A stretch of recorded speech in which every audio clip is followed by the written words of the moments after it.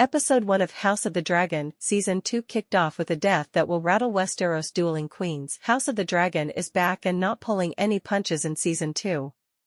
Spoilers ahead for the premiere. After a shocking end to Season 1, which saw the death of Prince Lucerys Velaryon, Elliot Gryholt, the son of Queen Rhaenyra Targaryen, Emma Darcy, the first episode of Season 2 ends on an equally anxiety-inducing moment as viewers watch the brutal murder of one key member of the Greens. This is your last chance, winter a spoiler is coming. The episode, aptly titled A Son for a Son, sees an angry Daemon Targaryen, Matt Smith, still furious over the death of Luke at the hands of Aemon Targaryen, Ewan Mitchell, proposition two men to sneak into the Red Keep in the middle of the night and slaughter Aemon. These men are well known by now to Game of Thrones devotees as Blood and Cheese.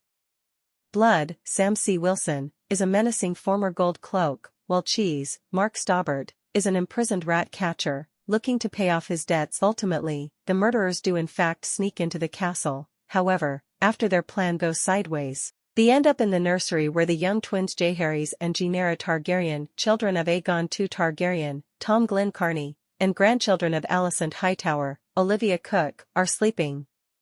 Blood and Cheese ask the twins' mother, Helaena Targaryen, Phya Sabin, to point out which of her children is the future heir to the Iron Throne. Through tears and after a bit of hesitation, she ultimately gives up her son and runs out of the room to seek asylum in the bedchamber of Alicent, who is, shall we say, distracted. Helaena, what's happened? A worried Alicent asks her daughter, who sits across the room, rocking back and forth with her own daughter in her arms. After a beat, with tears still streaming down her face, Helaena responds, they killed the boy. The final shot of the episode shows Alicent's moment of realization as the conflict, which she was all but happy to try and avoid, has just been escalated and that an all-out civil war, known in the books as the Dance of the Dragons, is on the horizon.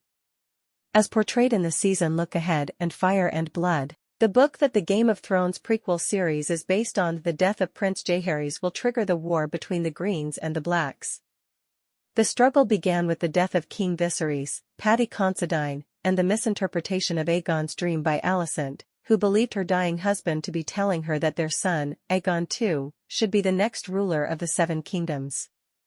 In reality, Viserys believed he was talking to his daughter, Rhaenyra, and telling her that she would be the one to unite them all. A trailer released earlier this year for the highly anticipated second season, it's been nearly 2 years since Season 1 premiered, foreshadowed the war to come between the family members who are fighting over the true heir to the Iron Throne.